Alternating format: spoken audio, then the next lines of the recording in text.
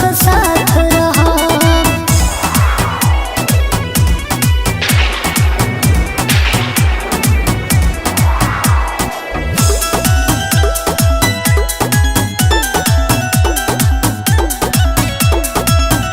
इश्क कइले हई तो निभाएबो हो, केहू के कहला से का डराएबो हो।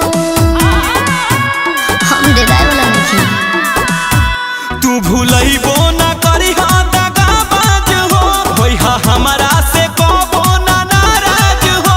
प्यार के लेके कबले डेराते रहा। जिंदगी भर धइले हाथ रहो, हम मरते दम तक साथ रहो।